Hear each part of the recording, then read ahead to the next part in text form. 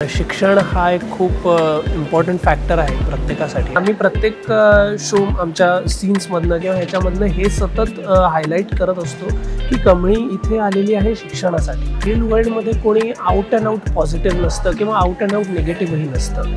एखादा माणूस एखादी गोष्ट वागतो किंवा त्याचा स्वभाव एक सर्टन वे असतो. प्रेम माणसाला चांगल्या गोष्टी करण्यासाठी पण मोटिवेट करू शकतं आणि वाईट गोष्टी करण्यासाठी पण मोटिवेट करू शकतं. सबसे पहिला क्वेश्चन मला विचारायचं आहे, how does it feel to play your character here, जिथे ट्रायंगल लव्ह स्टोरी चालली आहे.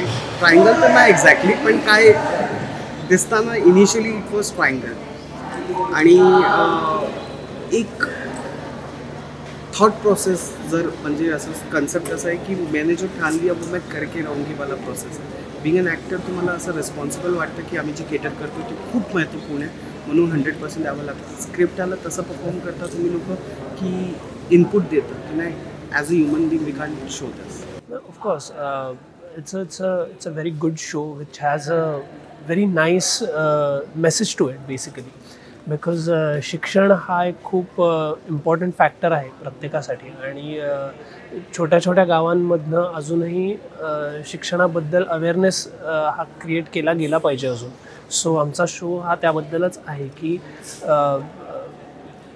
तुम्ही कुठल्याही जगाच्या कुठल्याही कोपऱ्यात असाल पण शिक्षण हे तुम्हाला मिळालंच पाहिजे. आणि जर का if there is some problem की ज्याच्यामुळे तुम्हाला शिक्षण जेवढं मिळालं पाहिजे तेवढं नाही घेता येतं तर तुम्ही त्या गोष्टीसाठी फाईट केलं पाहिजे.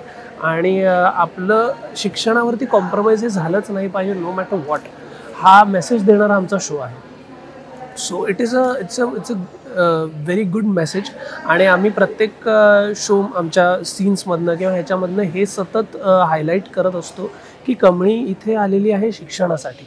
ऑफकोर्स की जसं आता तुम्ही म्हणालात की there is a love triangle किंवा there will be a romantic side to the story as well. But हे सगळं करत असताना शिक्षण आणि एज्युकेशन हा जो फॅक्टर आहे हा फॅक्टर कधीच मिस आऊट होणार नाही याची काळजी आम्ही सगळेच घेतो. म्हणजे even the writers, the channel, we as actors, director, every one takes care of it की ह्या गोष्टी व्यवस्थित बॅलन्स आऊट होते.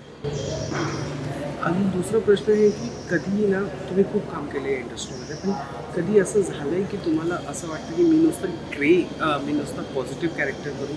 कारण की खूप ॲक्टर्स असे आहेत इंडस्ट्रीमध्ये ते ग्रे करण्यासाठी खूप एक्सायटेड असतात कारण की त्यांना असं वाटतं की ग्रे कॅरेक्टर केल्यावरती खूप शेड दाखवायला भेटतं आणि you have did almost positive roles जेवढं मी वाचलं. So what is your take as an actor on this? See obviously when you look at the real वर्ल्डमध्ये कोणी आउट अँड आउट पॉझिटिव्ह नसतं किंवा आउट अँड आउट निगेटिव्हही नसतं.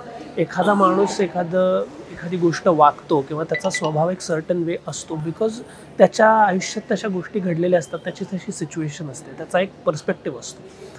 So इथे सुद्धा आमच्या शोमध्ये सुद्धा तुम्ही जर का बघितलं तर अनिका ही एक ग्रे कॅरेक्टर, एक निगेटिव्ह शेड आहे त्या कॅरेक्टरला. But that is coming out of a very genuine thing की तिचं प्रेम आहे ऋषीवरती आणि that is why she is acting the way she is acting. So हा त्याच्यामागे पण म्हणजे एखाद्या व्यक्तीने वाईट वागण्यामागे पण प्रेम हाच फॅक्टर आहे. सो प्रेम माणसाला चांगल्या गोष्टी करण्यासाठी पण मोटिवेट करू शकतं आणि वाईट गोष्टी करण्यासाठी पण मोटिवेट करू शकतं. It is about purity and टॉक्सिसिटीवाला तो फॅक्टर आहे. सो ग्रे कॅरेक्टर माझं म्हणाल तर it's not a grey character, it's a very positive character. But at the same time he is not ही काय म्हणतात त्याला, एक मराठीत म्हण आहे की कधी कधी बोट वाकडं करून पण आपल्याला हवं त्या गोष्टी काढून घ्यायला लागतात. सो ही इज लाईक तो खूप प्रामाणिक आहे, तो त्याच्या कामाबाबतीत खूप सिरियस आहे. पण त्याला माहिती आहे की जिथे आपल्याला थोडासा टेढा वाकडा मार्ग निवडायला लागेल तिकडे तो बरोबर वाकडा मार्ग निवडतो, पण चांगल्या हेतूने चांगल्या गोष्टी घडाव्यात यासाठीच तो करत असतो. सो असं ते कॅरेक्टर आहे. सर तुमच्या कॅरेक्टरबद्दल बोलतो की इथे खूप एक प्रोफेशनल जास्त शिकलेला एक स्थिर माणूस दाखवला आहे तुम्हाला. प्रेमात पडणार तेव्हा ते बघू नंतर, पण आता तो खूप स्थिर आहे आणि तो काफी ॲग्रेसिव्ह नाही आहे, ॲक्शन मोडमध्ये नसतो कदाचित. But you as a young person आतमध्ये खूप एनर्जी आहे. मग तुम्ही कसं चॅनलाइज करता त्याला, स्वतःला कसं असं शांत कैसे रखते हो आप? So basically, I am, as a person, I am also a very calm and composed person naturally.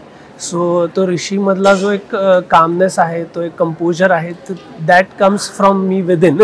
So that's not the difficult part. For me, the most difficult part was being a college lecturer, because I'm not that old to be a lecturer, because lecturers generally are like, they are 40s 50s. mid 40s. So this is a very young professor, so I need to make sure that it looks convincing on screen that there is a young guy, but yes, he is a lecturer and he looks like one, he talks like one, and the students also listen to him. So ही एक खूप challenging गोष्ट आहे माझ्यासाठी.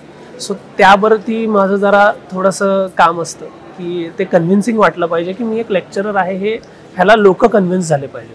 Body लँग्वेजवरती जास्त काम Exact. किंवा outfit. हां, म्हणजे तो एक लेक्चरर कसा बोलेल, क्लासमध्ये कसा स्टुडंट्सना ॲड्रेस करेल, तो म्हणजे आता कमळी ही त्याची स्टुडंटच आहे बेसिकली. सो कमळीशी तो जेव्हा क्लासरूममध्ये बोलतो तेव्हा त्याचा टोन, त्याचं कंपोजर, त्याचा ॲड्रेस करण्याची पद्धत ही वेगळी असते. पण outside the classroom she is his friend. So तेव्हा तो कमळीबरोबर वेगळा असतो. सो ह्या दोन गोष्टीचा एक बॅलन्स मला साधायला लागतो. वेल, थँक्यू सो मच.